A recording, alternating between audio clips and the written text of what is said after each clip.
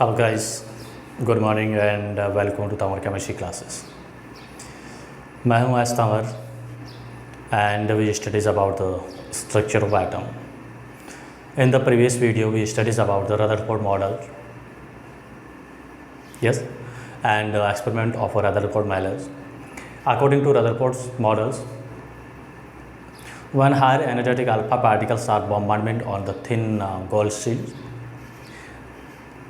then he observed the maximum alpha particles are go in straight path without any deflection. Few alpha particles are deflected at a small angles, and out of to 18 to 20,000 alpha particles, one particles is come back in the same directions.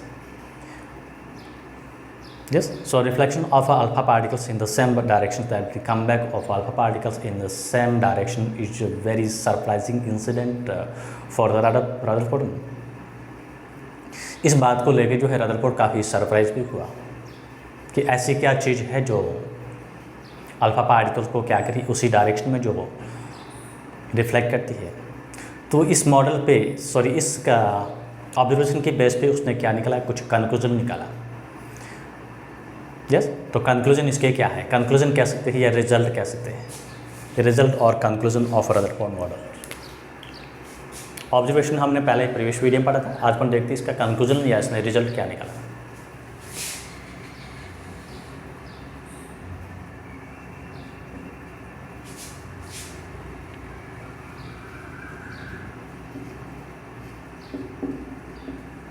Result और conclusion of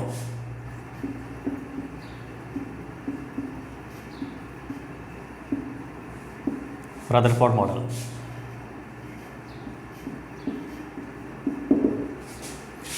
first उसका observation क्या था, maximum alpha particles होते हैं क्या होते हैं without any deflection, सीधे ही गोल्ड फॉइल को पेनेट्रेट करके सीधे ही निकल रहे हैं। उस बेसिस पे इसने जो है क्या रिजल्ट निकाला उस ऑब्जर्वेशन का कि एटम का जो मैक्सिमम पार्ट होता है क्या होता है, एम्प्टी होता है। इसी वजह से पार्टिकल्स होते हैं विदाउट एनी डिफ्लेक्शन डायरेक्टली सीधे ही स्ट्रेट पाथ में चले जाते हैं। तो फर्स्ट इसका रिजल्ट या कंक्लूजन उसने क्या निकाला, maximum part of atom is empty.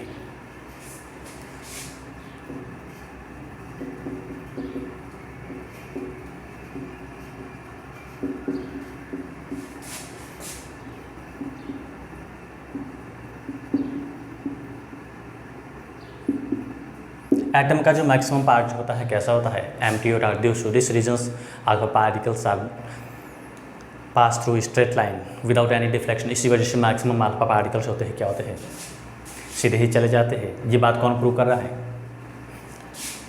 इसका फर्स्ट कंक्लूजन। सेकंड इसने क्या निकाला, सेकंड ऑब्जर्वेशन क्या था, कुछ अल्फा पार्टिकल्स है, फिर alpha particles are deflected at a small angle. तो उसके अकॉर्डिंग इसने क्या बताया, अल्फा पार्टिकल जो होता है क्या करता है, पॉजिटिव चार्ज होता है। यस, तो डिफ्लेक्शन या रिपल्शन किस में होता है, ऐसी स्पेसीज जो क्या होती है एटम्स के अंदर कुछ पॉजिटिव चार्ज कनेक्टिंग स्पेसीज होती है। यस, थॉमसन मॉडल को इसने थोड़ा सा ध्यान रखते हुए रिमाइंडर करते हुए क्या बताया, थॉमसन ने क्या बताया कि पॉजिटिव चार्ज होता है क्या होता है, यूनिफॉर्मली स्प्लिट होता है। बट यहाँ पे अल्फा पार्टिकल्स होते हैं जैसे सेंटर के पास में जा रहे हैं तो पार्टिकल्स हो रहे हैं क्या हो रहे हैं, डिफ्लेक्ट हो रहे हैं। इस बेसिस पे उसने रिजल्ट या कंक्लूजन निकाला कि एटम का जो पॉजिटिव चार्ज होता है यूनिफॉर्मली स्प्लिट नहीं होता है। सेकंड उसका कंक्लूजन निकला।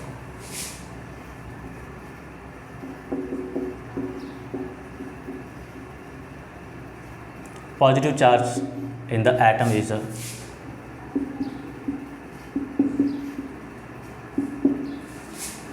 not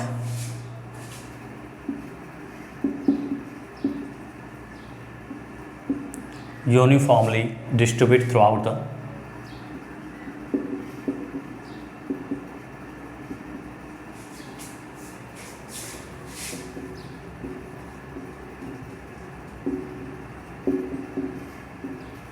whole volume of atom.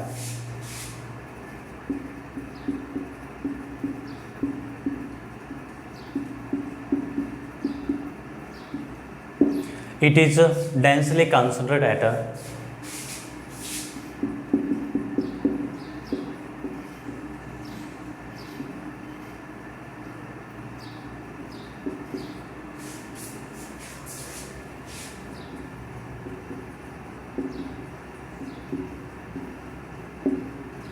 very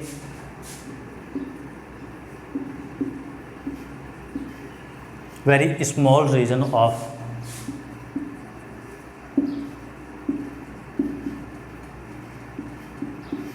an atom, ये स्मॉल रीजन जो होता है is called nucleus.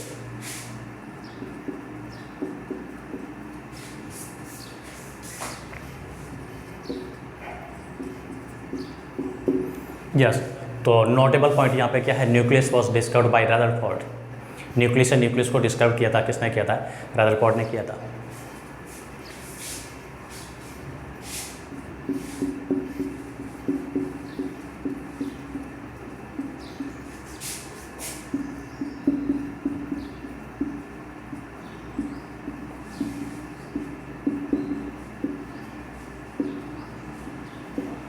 Nucleus was discovered by Rutherford, question पूछ सकते हैं, बहुत इंपॉर्टेंट है। थर्ड, उसने रिजल्ट या कंक्लूजन क्या निकाला? साइज ऑफ न्यूक्लियस होती है क्या होती है? एटम के कंपेरिजन में क्या होती है? बहुत ही स्मॉल होती है।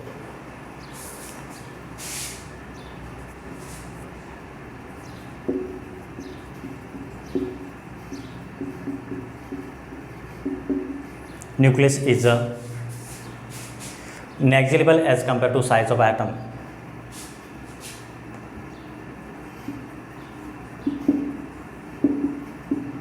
That is very small.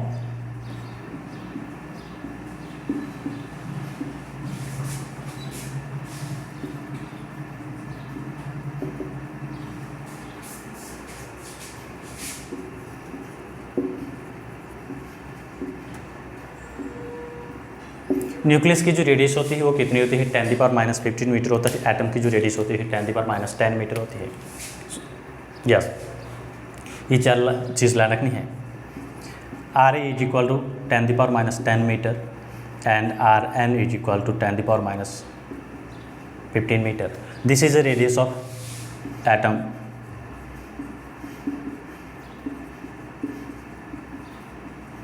And this is radius of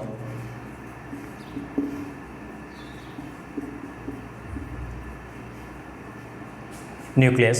अगर हम कंपैरिजन करें इसमें, बहुत ही वेरी इंपॉर्टेंट पार्ट बनते हैं, क्वेश्चंस बनते हैं यहाँ पे। एटम की रेडियस होती है, न्यूक्लियस की रेडियस के कंपेरिजन में क्या होती है? 10⁵ टाइम्स ग्रेटर होती है। अगर इसको रेशियो को हम देखें तो RA divide 10⁻10⁻15 is equal to 10⁵।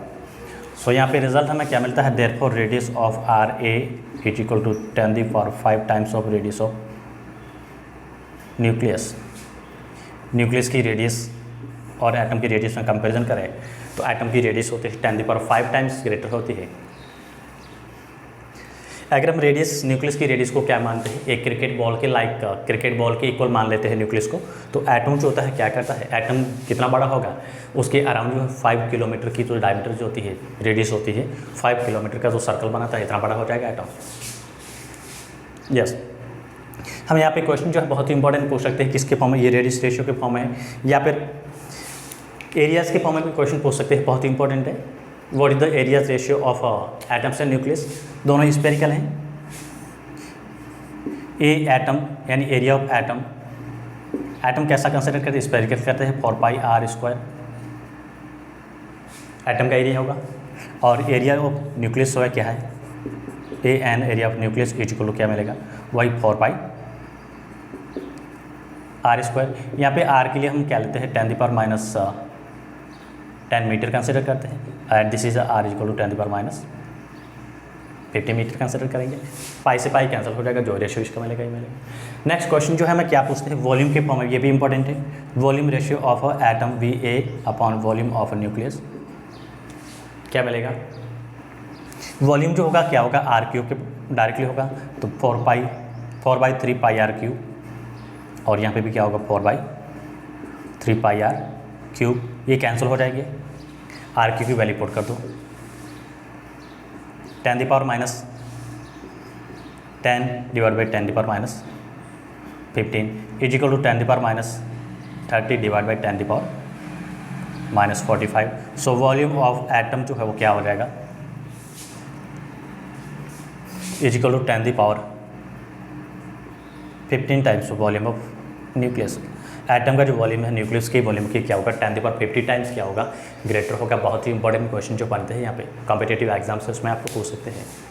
ये रदरफोर्ड जो है क्या निकाला था, कंक्लूजन निकालता। एटम का जो वॉल्यूम होता है क्या होता है, मास होता है क्या होता है, एक स्मॉल वॉल्यूम जो होता है, सेंटर जो पार्ट होता है उस पर कंसंट्रेट रहता है, हाईली डेंस रहता है, और उसी सेंटर को क्या बोल रहा है डाल्टन ने न्यूक्लियस बोला है। तो that means nucleus was discovered by Dalton.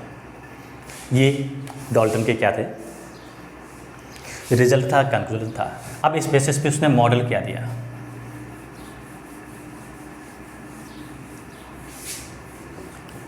ये रिजल्ट एंड ऑब्जर्वेशन जो है, इस ऑब्जर्वेशन पे बेसिस पे उसने जो मॉडल दिया था, क्या मॉडल दिया था,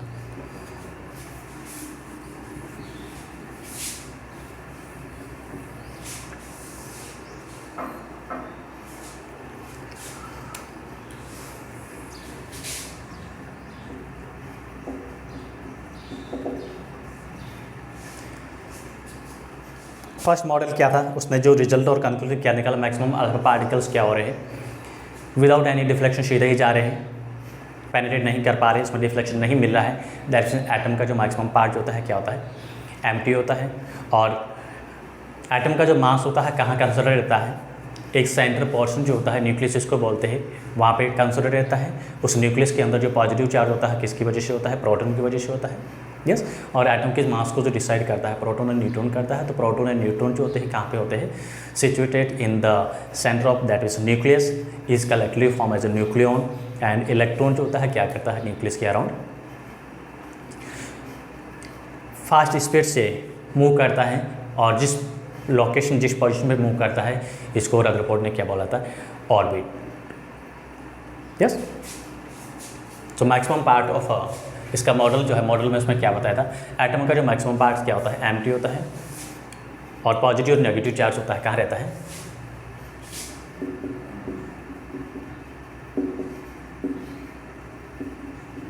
maximum part of atom is empty,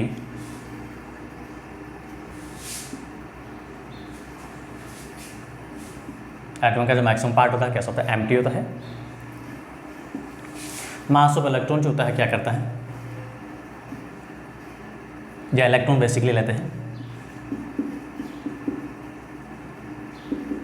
electron is revolve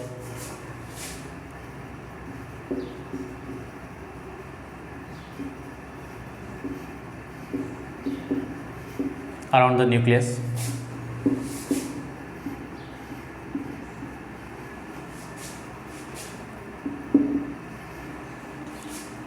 या फास्टली मूव करते हैं, रिवॉल्व कर सकते हैं, फास्टली रिवॉल्व, बहुत हाई स्पीड से, very fast around the nucleus, and this path of electron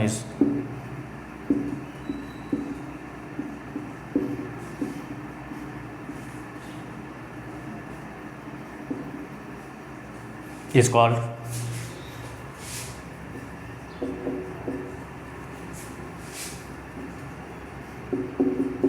orbits. Electron nucleus के अराउंड जो जिस एम्प्टी पाथ होता है उसमें जो रिवॉल्व करता है उस पाथ को क्या बोलते हैं, ऑर्बिट बोलते हैं।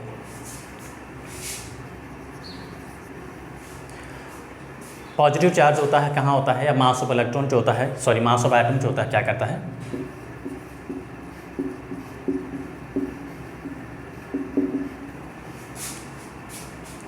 Is situated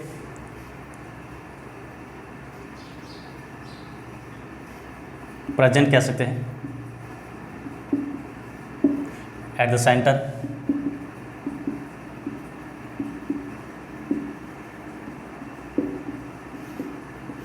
centre of atoms जिसको अपन न्यूक्लियस बोलते हैं।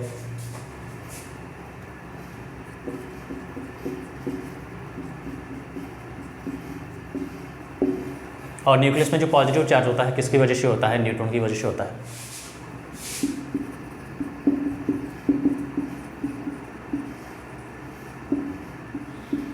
और nucleus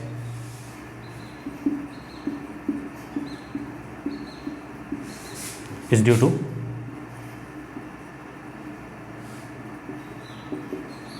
protons. That means nucleus के अंदर क्या होते हैं, प्रोटॉन और न्यूट्रॉन मिलते हैं।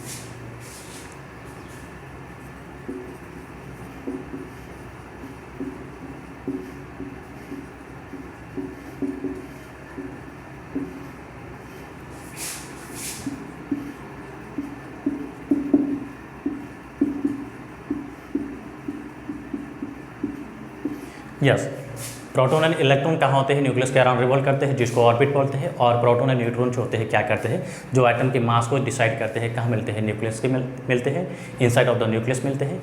और इनको कलेक्टिवली क्या बोलते हैं, प्रोटॉन एंड न्यूट्रॉन जो है इसको कलेक्टिवली फॉर्म में हम क्या बोलते हैं, न्यूक्लियॉन्स बोलते हैं।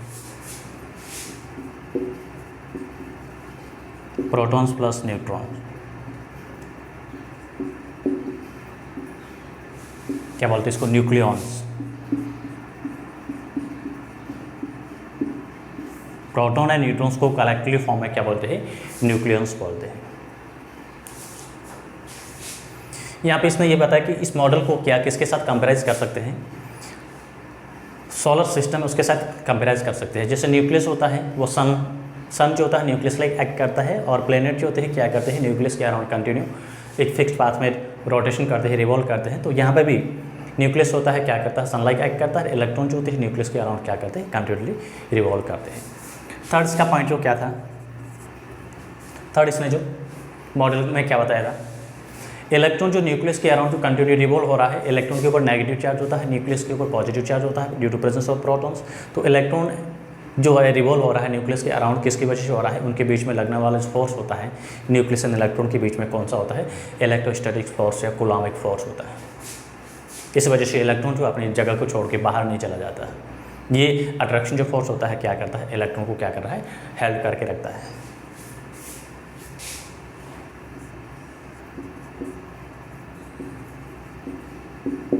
इलेक्ट्रॉन इज हेल्ड बाय या electrostatic force is held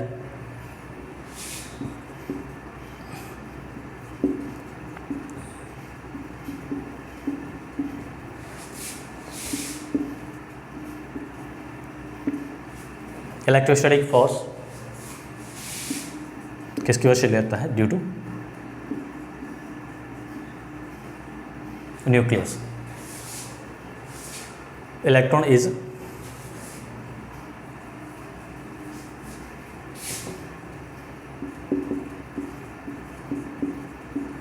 held by electrostatic force।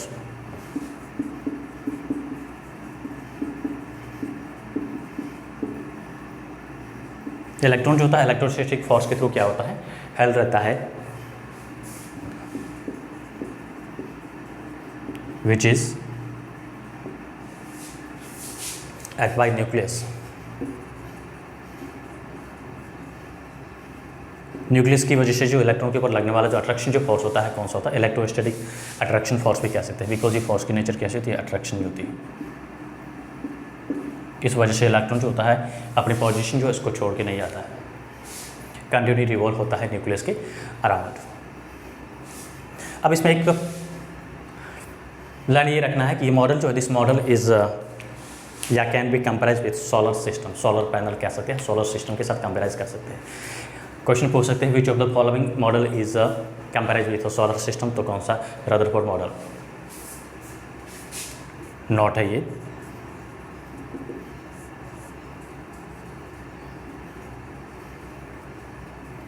This model is a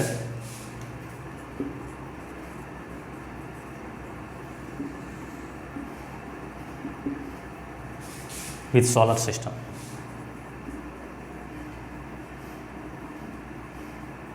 yes, solar system में क्या होता है, सन जो है न्यूक्लियर लाइक एक्ट करता है, सेंटर जो एटम का होता है, एंड उसके अराउंड जो प्लेनेट जो होते हैं क्या करते हैं, कंटिन्यू रिवॉल्व होते हैं। तो रिवॉल्व होने वाला जो पाथ होता है इसको क्या बोलते हैं, ऑर्बिट्स बोलते हैं। तो ऑर्बिट्स में यहाँ पे इलेक्ट्रॉन है, इलेक्ट्रॉन के ऊपर अराउंड जो क्या होता है, सर्कुलर पाथ होते हैं जिनको ऑर्बिट्स बोलते हैं। सॉरी, एटम्स है, एटम्स के अराउंड क्या होता है, सर्कुलर पाथ होता है जिनको ऑर्बिट्स बोलते हैं। और इस ऑर्बिट में क्या करते हैं, इलेक्ट्रॉन जो होते हैं कंटिन्यू रिवॉल्व होते हैं। अब यहाँ प्लेनेट सिस्टम जो होता है उसमें क्या होता है, सन एंड जो उसके प्लैनेट्स होते हैं उसके बीच में क्या फोर्स लगता है, ग्रेविटी फोर्स लगता है। तो यहाँ पे कौन सा फोर्स होता है, इलेक्ट्रोस्टैटिक या कूलॉमिक फोर्स के फॉर्म में इसको कंसिडर करते हैं। Yes, so this is a Rutherford models. बहुत ही इंपॉर्टेंट है कॉम्पिटिटिव एग्ज़ाम्स और आपके जो स्कूल लेवल के एग्ज़ाम्स होंगे उनमें आपको कंक्लूजन पूछ सकते हैं, रिजल्ट पूछ सकते हैं और उसके ऑब्जर्वेशन क्या थे उनके बारे में पूछ सकते हैं। यस,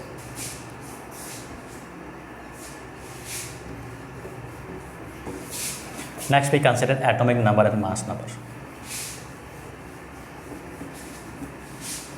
एक एटम जो हम ले रहे हैं उस एटम का atomic number and mass number कैसे फाइंड करते हैं, क्या होता है।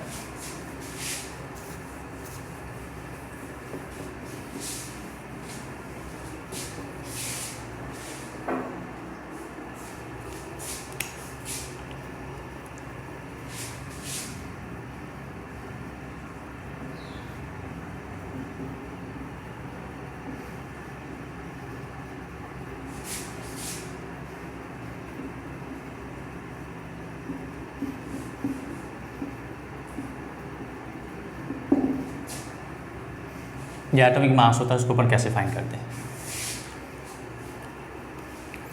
एटॉमिक मास हम कैसे फाइंड कर सकते हैं। एटॉमिक मास का बेसिकली सिंपली मीनिंग होता है, क्या होता है, जो न्यूक्लियस के अंदर जो है क्या होता है,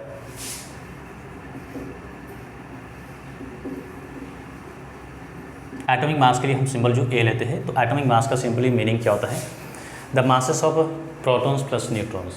न्यूक्लियस के अंदर जो हम एटम जो ले रहे हैं, एटम्स के क्या होते हैं, जो फंडामेंटल पार्टिकल्स होते हैं, उन फंडामेंटल पार्टिकल्स के मासेस का जो सम होता है उनको हम एटॉमिक मास के फॉर्म में कंसिडर करते हैं।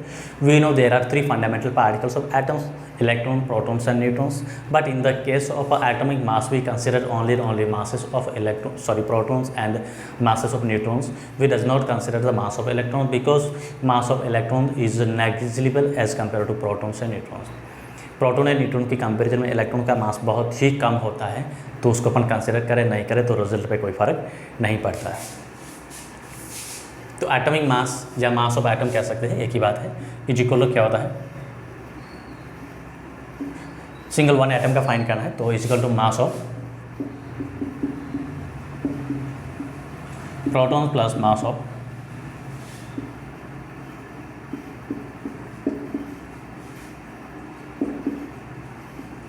न्यूट्रॉन्स। एटम के मास को कंसिडर करना तो कैसे करते हैं, mass of proton plus mass of neutron करते हैं। अब हमें सिंगल एटम है तो उस केस में तो ठीक है, बहुत सारे इलेक्ट्रॉन्स, प्रोटॉन, न्यूट्रॉन्स है, उस केस में हम क्या करते हैं, इसकी सम को लेते हैं। एटॉमिक मास है उसको अपन क्या करते हैं, लाइक कोई भी एटम उसमें n प्रोटॉन है तो क्या करेंगे, n प्रोटॉन का मास, 1 प्रोटॉन का मास हमें पता है क्या होता है, ये चीज़ प्लानट नहीं है, mp is equal to 1.672 into 10⁻27 kilogram होता है।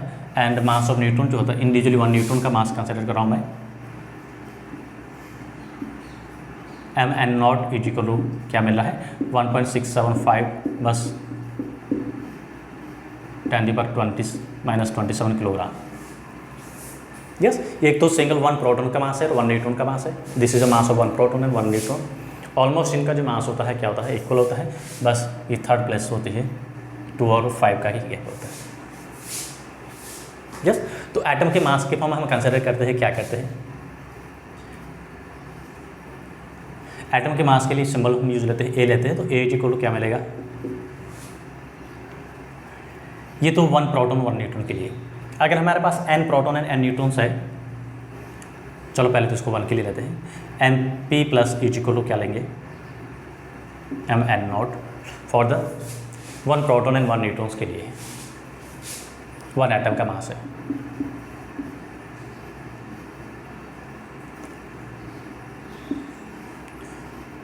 For n is equal to 1, N यहाँ पे number of protons and neutrons को बता रहा है।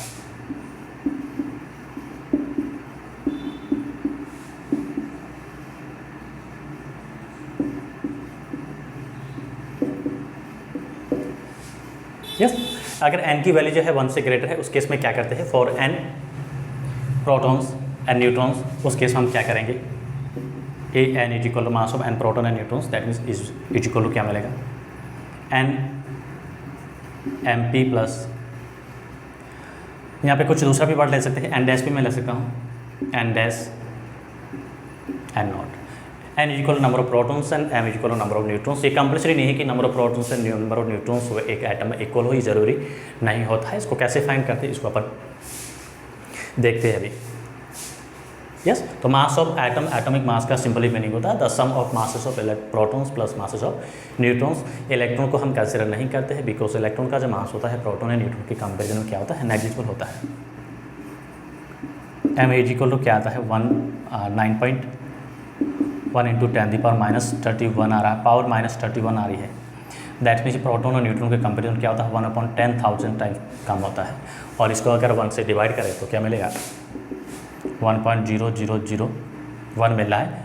तो ये वैल्यू जो होती है नेग्लिजिबल होती है। इसको किसी नंबर के साथ ऐड करते हैं, मल्टीप्लाई करते हैं, डिवाइड करते हैं, रिजल्ट में कोई फ़र्क नहीं पड़ता है। Due to this reason we does not consider the mass of electrons for the calculation of a mass of atom. Atom के मास में हम इसको कंसिडर नहीं करते। वेरी वेरी इंपॉर्टेंट केस है। यस, इस फॉर्म हम क्या करते हैं, एटम से एटम का मास फाइंड आउट कर सकते हैं। प्रोटॉन न्यूट्रॉन्स कैसे करते हैं वो भी मैं बताऊँगा। अब एटॉमिक नंबर जो है वो क्या होता है, ये मास नंबर फाइंड कैसे करते हैं।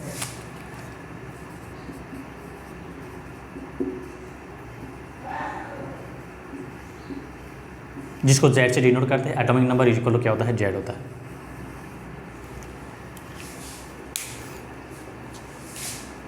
एटॉमिक नंबर Z जो होता है किसके इक्वल होता है, नंबर ऑफ प्रोटॉन्स के इक्वल होता है। एटॉमिक नंबर Z जो होता है क्या होता है,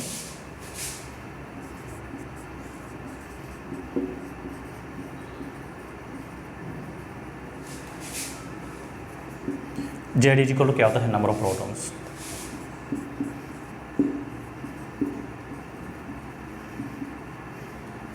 न्यूक्लियस के अंदर जितने नंबर ऑफ प्रोटॉन्स होते हैं वही उसका क्या होता है, एटॉमिक नंबर Z जो होता है। यहाँ पे नंबर ऑफ प्रोटॉन्स में फाइंड आउट करना है तो हम कैसे करते हैं, एटॉमिक नंबर हमें ला रखना है। जैसे हाइड्रोजन का 1 एटॉमिक नंबर होता है, उसमें नंबर ऑफ प्रोटॉन्स कितने होते हैं, 1 होते हैं। यस, अब यहाँ पे न्यूट्रल एलिमेंट्स होता है, उस चीज़ की ध्यान रखना है। न्यूट्रल एलिमेंट्स का मीनिंग होता है उसके ऊपर कोई चार्ज ना हो। तो न्यूट्रल एलिमेंट्स के केस में प्रोटॉन्स एंड न्यूट्रॉन्स जो होते हैं वो चार्ज क्या होता है, बैलेंस होता है इलेक्ट्रिकली। तो प्रोटॉन एंड न्यूट्रॉन्स होते हैं, सॉरी प्रोटॉन्स एंड इलेक्ट्रॉन्स होते हैं क्या होते हैं, इक्वल नंबर में होते हैं। उस केस में एटॉमिक नंबर जो होता है क्या होता है,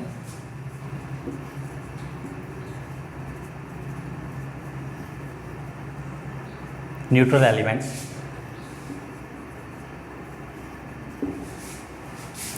एलिमेंट्स के लिए क्या होता है, नंबर ऑफ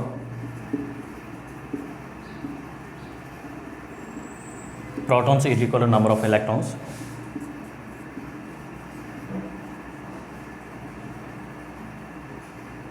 यस, इस वजह से therefore atomic number Z is equal to क्या लेंगे,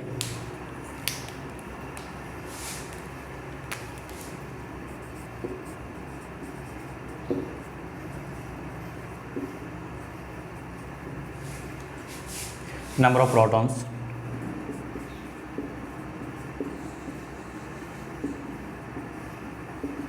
is equal to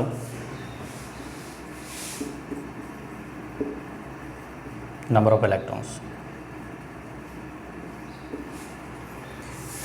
एक न्यूट्रल एलिमेंट जो होता है इसमें एटॉमिक नंबर जो होता है किसके इक्वल होता है, नंबर ऑफ प्रोटॉन्स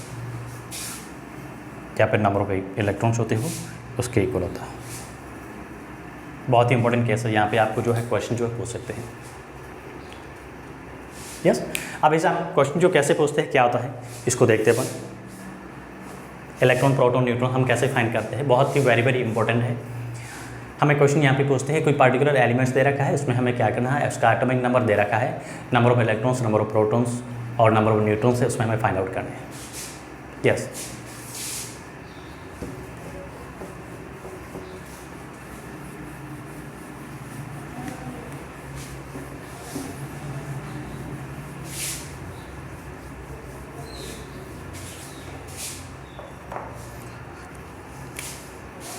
और इस एलिमेंट्स को अपन रिप्रेजेंट करते हैं किस फॉर्म में करते हैं, हम यह भी ले सकते हैं x is equal to A and Z, ये एलिमेंट्स का सिंबल, इस फॉर्म में इसको रिप्रेजेंट करते हैं। x इज इक्वल टू है सिंबल ऑफ एलिमेंट्स,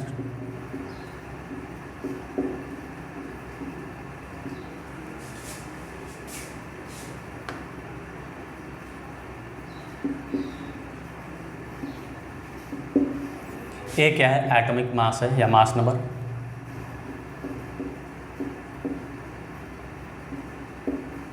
जो किसके इक्वल होता है, प्रोटॉन प्लस न्यूट्रॉन होती है, इसके मासेस के इक्वल होता है, mass of proton plus mass of neutron A is equal to, और जेड जो होता है क्या होता है,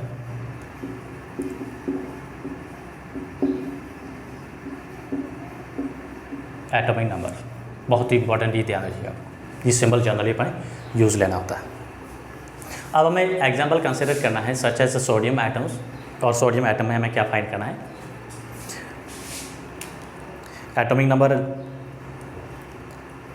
electron proton and neutron find करना है। सोडियम जो होता है, सोडियम का सिंबल Na होता है, एटॉमिक नंबर जो होता है सोडियम का Z कितना है 11 होता है, एटॉमिक मास होता है, मास नंबर जो 23 होता है।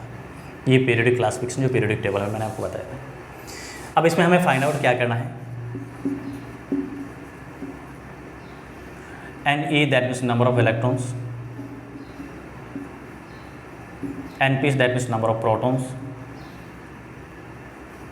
And N0 that means number of neutrons. Electron proton and neutrons कितने हैं ये हमें फाइंड आउट करना है। गिवन हमें इसमें क्या है, ये जो मास नंबर होता है कितना दे रखा है 23 दे रखा है। एटॉमिक नंबर Z जो है कितना दे रखा है,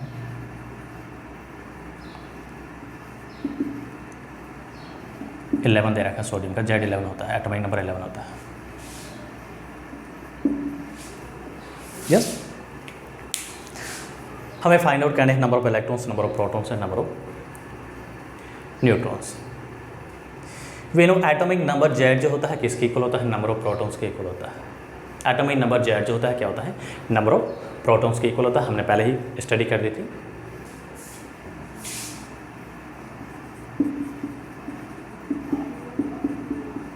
atomic number is equal to क्या होता है, number of protons is equal to number of electrons. Because ये न्यूट्रल है, इसके ऊपर अच्छा कोई चार्ज नहीं है, जब तक चार्ज नहीं है उस केस में नंबर ऑफ प्रोटॉन्स और नंबर ऑफ इलेक्ट्रॉन्स क्या होंगे, इक्वल होंगे ऑलवेज। देयरफॉर इसमें जो है atomic number Z is equal to 11 है, तो नंबर ऑफ प्रोटॉन्स होंगे क्या होंगे, is equal to 11। Number of electrons कितने होंगे, जितने इलेक्ट्रॉन्स है प्रोटॉन्स है उतने ही इलेक्ट्रॉन्स होंगे, बिकॉज एटम जो होता है चार्जिकली कैसा है, यहाँ पे न्यूट्रल एलिमेंट है, तो number of electrons is equal to क्या मिले 11। अब नंबर ऑफ न्यूट्रॉन्स कितने कैसे फाइंड करेंगे, एन जो है नंबर ऑफ न्यूट्रॉन्स कंसिडर कर रहे हैं, क्या होता है A माइनस जेड। ये एटॉमिक मास है, एटॉमिक मास होता है क्या होता है, number of protons plus neutrons के मासेस के इक्वल होता है, तो A इज इक्वल टू क्या होता है Z प्लस N होता है, तो N इज इक्वल टू क्या मिलेगा, नंबर ऑफ न्यूट्रॉन्स।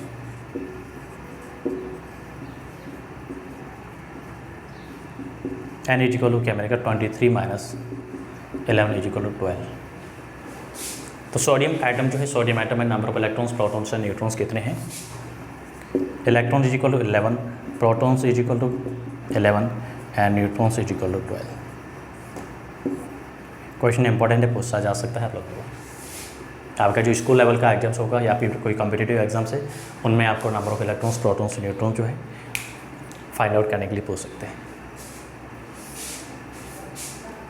यस, तो ये सिंपल जो है रदरफोर्ड मॉडल्स, उसका कंक्लूजन और इसके थ्रू अपन इलेक्ट्रॉन प्रोटॉन्स न्यूट्रॉन्स उसको कैसे फाइंड आउट करते हैं, यस इसके बारे में था।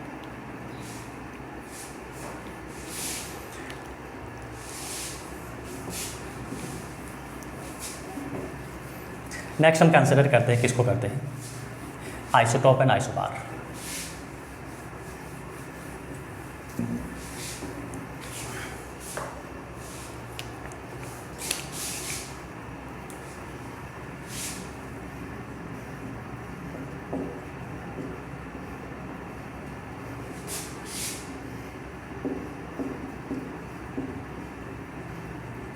यहाँ से भी क्वेश्चन इंपॉर्टेंट बनता है। आइसोटॉप क्या होता है, जब एक एलिमेंट जो होती है उसकी वेरिएबल फॉर्म अवेलेबल हो नेचर में। कोई भी एलिमेंट होता है जब उसकी वेरिएबल फॉर्म अवेलेबल होती है नेचर में, तो वो आइसोटॉप हो सकता है, आइसोबार हो सकता है। हम कैसे इसको डिसाइड करते हैं कि आइसोटॉप है आइसोबार है, इसके लिए कुछ चीज़ें बेसिक चीज़ें होती है वो लर्न रखनी होती है। तो फर्स्ट अपन ले रहे हैं इसमें isotope.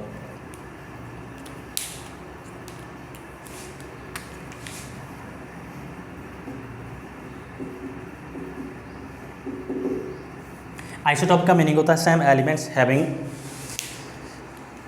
Same atomic number, elements same ही होना चाहिए, उसका एटॉमिक नंबर क्या हो, सेम हो, बट उसमें क्या होता है नंबर ऑफ प्रोटॉन्स होते हैं वो क्या होते हैं, नंबर ऑफ न्यूट्रॉन्स होते हैं क्या होते हैं सेम डिफर हो। आइसोटॉप का मीनिंग होता है same elements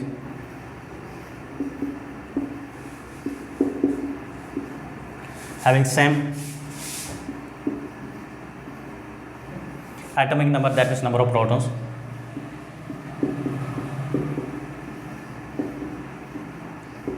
but differ by mass.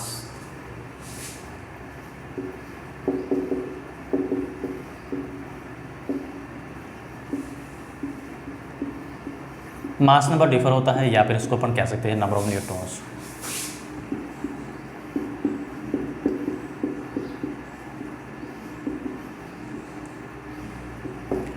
ऐसे एलिमेंट से सेम एलिमेंट जिसका मास नंबर जो होता है क्या होता है डिफर होता है, बट उसमें नंबर ऑफ प्रोटॉन्स होते हैं या फिर उसका एटॉमिक नंबर जो होता है क्या होता है सेम होता है। नंबर ऑफ प्रोटॉन्स का बेसिकली मीनिंग होता है atomic number. Elements have same atomic number but differ mass number. Second definition की फॉर्म ऐसे भी लिख सकते हैं।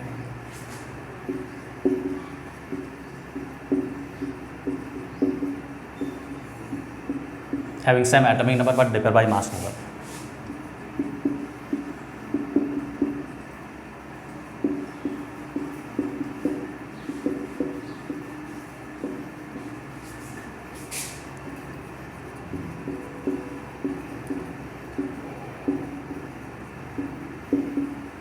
is called isotope.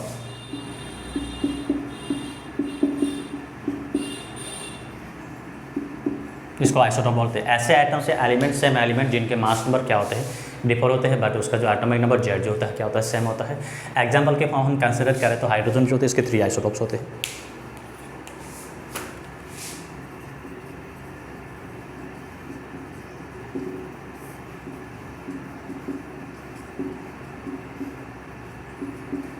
Of hydrogen,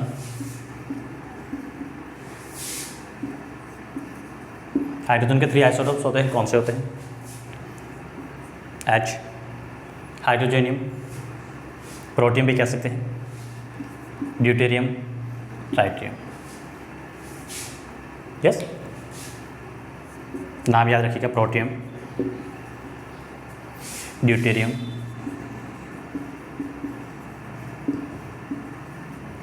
tritium.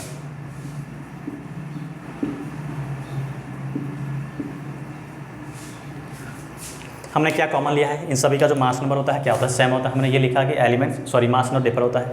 Elements have same atomic number, that means इसका जेड जो होगा सभी का क्या होगा सेम होगा। हाइड्रोजन 1 1 1। डिफर क्या होता है? मास नंबर होता है। तो मास 1 2 3। Elements having same atomic number, number of protons, ये जेड्स को रिप्रेजेंट करते हैं। जेड जिनके लिए सेम होते हैं, बट मास नंबर जो होते हैं क्या होते हैं डिफर होते हैं। That means number of neutrons differ होते हैं, उनको हम क्या बोलते हैं आइसोटॉप बोलते हैं। तो यहाँ पे इसके आइसोटॉप को कंसिडर करें, इसमें नंबर ऑफ एटॉमिक नंबर इनका क्या है सभी का?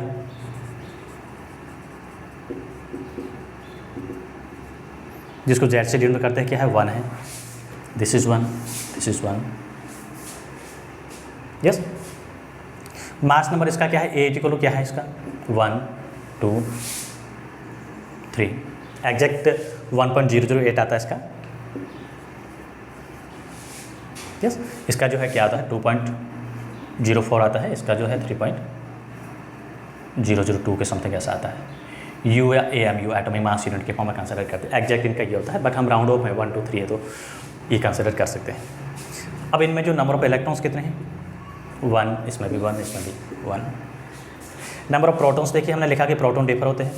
इसमें 0 होता है, कोई प्रोटॉन होता नहीं। इसमें 1 प्रोटॉन है, इसमें 2 प्रोटॉन।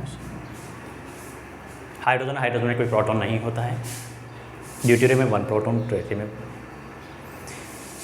ये नेचर में जो मोस्ट अवेलेबल जो फॉर्म होती है 9 पॉइंट समथिंग, दैट मीन्स ज़्यादा मोस्ट स्टेबल होती है। ये जो होता है क्या होता है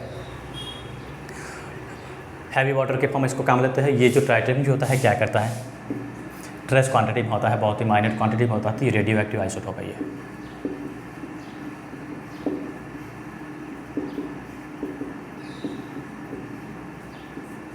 ये क्या होता है इसका रेडियो एक्टिव आइसोटोप होता है।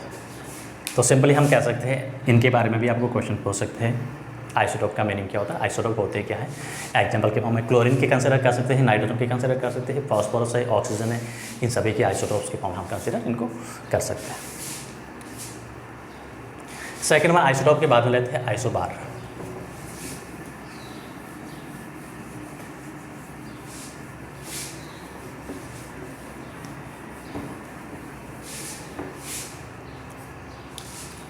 यस, आइसोटोप का बाद में सेकंड अपन क्या ले रहे हैं, iso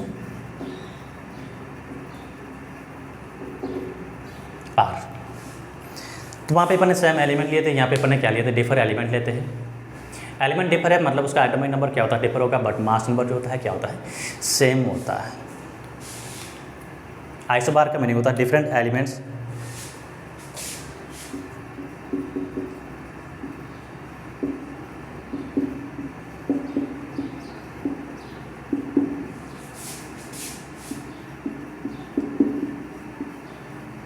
having same mass number, उनका मास नंबर जो होता है ए जो होता है क्या होता है, सेम होता है।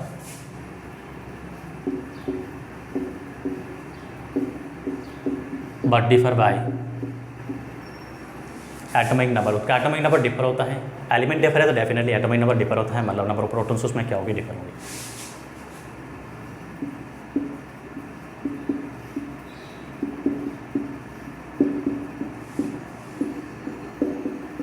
एटॉमिक नंबर कह सकते हैं नंबर ऑफ प्रोटॉन्स।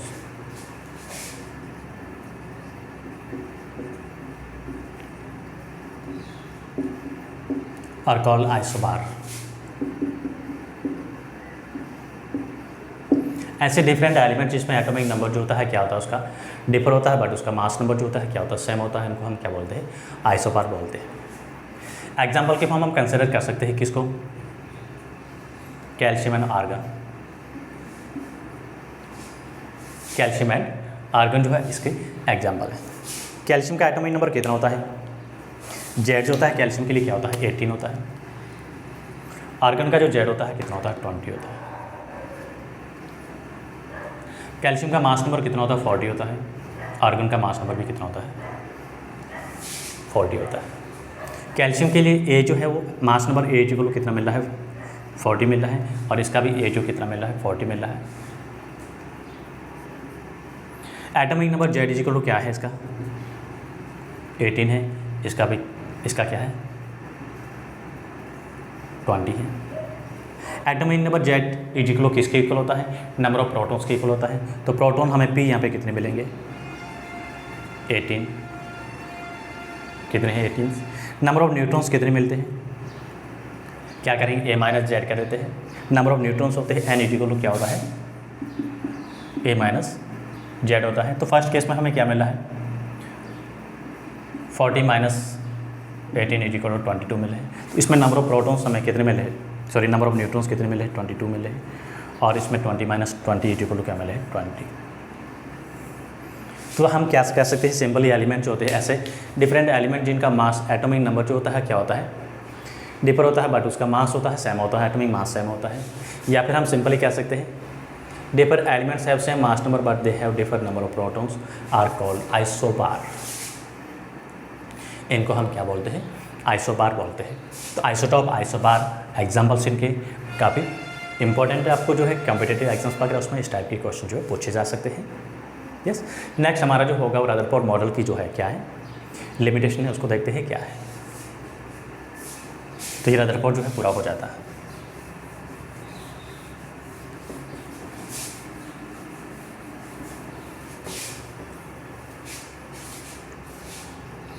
ड्रॉबैक कह सकते हैं, लिमिटेशन कह सकते हैं रदरफोर्ड मॉडल।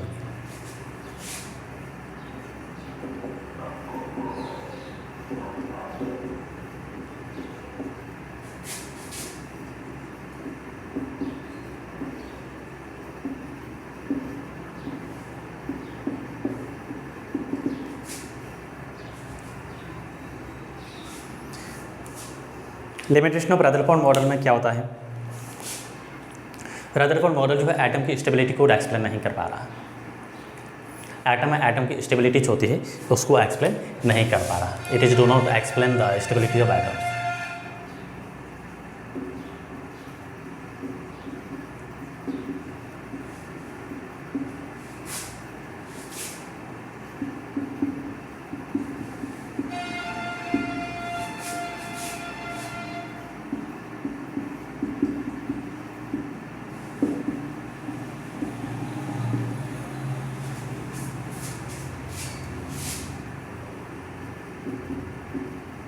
एटम की स्टेबिलिटीज होती है इसको एक्सप्लेन नहीं कर रहा है।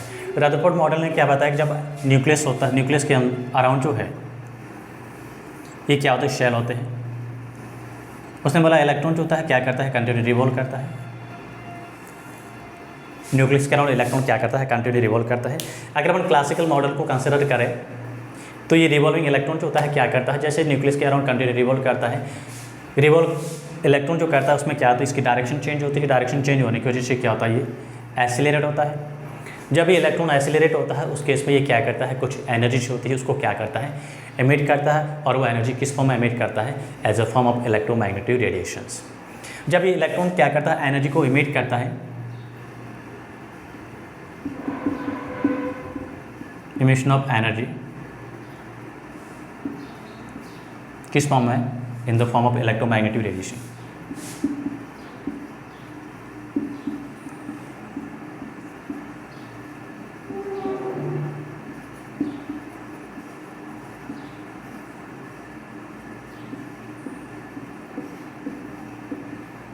ये सबसे इसका बड़ा लिमिटेशन जो था डार्क था, एटम की स्टेबिलिटीज को एक्सप्लेन नहीं कर पा रहा है।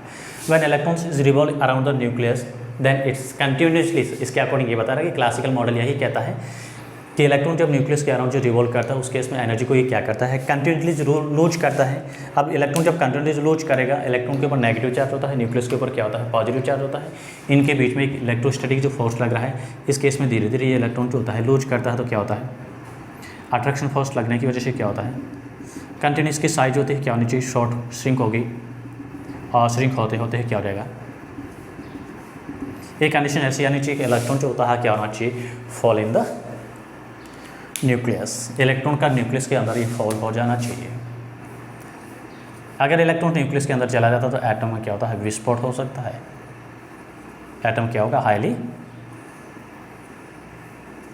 अनस्टेबल होता है।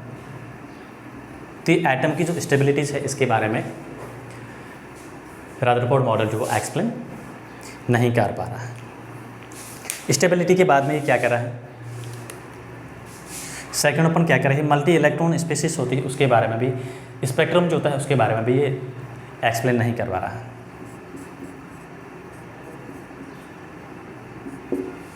Do not explain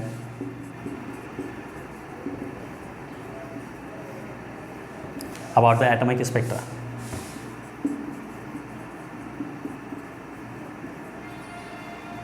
atomic spectra है उसके बारे में भी एक्सप्लेन नहीं कर पा रहा है। एक तो एटम की स्टेबिलिटीज होती है, बहुत ही इंपॉर्टेंट केस है, स्टेबिलिटीज़ को एक्सप्लेन नहीं कर पा रहा है। क्यों नहीं कर पा रहा है, रदरफोर्ड के अकॉर्डिंग जो है एटम जो न्यूक्लियस के अराउंड इलेक्ट्रॉन जब रिवॉल्व होता है उस केस में ये क्या करता है, एसिलेट होता है। एसिलेट होने का मतलब है क्योंकि फास्ट स्पीड से मूव कर रहा है, एसिलेट होगा। एसिलेट हो रहा है उस केस में डायरेक्शन जो हो रही है क्या हो रही है, इलेक्ट्रॉन की चेंज हो रही है। इसी वजह से क्या करता है, ये एनर्जी को लूज करता है, किस फॉर्म में, इलेक्ट्रोमैग्नेटिक रेडिएशन के फॉर्म में। यस, अब जब इलेक्ट्रॉन एनर्जी को लूज करता है उस केस में क्या करता है, इलेक्ट्रॉन के ऊपर नेगेटिव चार्ज होता है, न्यूक्लियस के ऊपर पॉजिटिव चार्ज होता है। और धीरे धीरे इलेक्ट्रॉन जो है एनर्जी को कंटिन्यू लूज कर रहा है, मतलब इसके ऊपर अट्रैक्शन फोर्स भी लग रहा है इनके बीच में। तो क्या होता है, धीरे धीरे इसकी साइज होती है, रेडियस होती है, श्रिंक होगी। और क्या होगा, एक कंडीशन ऐसी आनी चाहिए कि इलेक्ट्रॉन जो है न्यूक्लियस के अंदर फॉल होना चाहिए, समा जाना चाहिए। अगर ऐसा होता तो एटम जो है, एटम में क्या हो सकता है, ब्लास्ट हो सकता है। That means atom is a highly unstable हो जाता है। तो एटम की स्टेबिलिटी से उस स्टेबिलिटी को रदरफोर्ड मॉडल जो है वो एक्सप्लेन नहीं कर पा रहा है। उसके बाद में जो है ये क्या करता है, do not explain the atomic spectra. Atom जो होते हैं क्या करते हैं, एनर्जी को रिलीज करते हैं, क्वांटिनाइज के फॉर्म में करते हैं। उस केस में क्या बनता है, स्पेक्ट्रम कुछ बनते हैं, स्पेक्ट्रम लाइंस प्राप्त होती है, मिलती है, फाउंड होती है। स्पेक्ट्रम लाइंस के बारे में भी ये एक्सप्लेन नहीं कर पा रहा। तो ये मेजर क्या थे, एटम से एटम की क्या थी, सॉरी रदरफोर्ड है, रदरफोर्ड मॉडल की क्या थी, लिमिटेशन थी। यस, तो रदरफोर्ड मॉडल यहाँ तक ही था। तो आई होप कि आपको जो है जो मैं स्टडीज़ करा रहा हूँ वो समझ में आ रहा होगा। तो चैनल को जो है तंवर केमिस्ट्री क्लास चैनल जो है यूट्यूब चैनल, इसको लाइक शेयर एंड सब्सक्राइब करना ना भूलें। And thank you for watching video.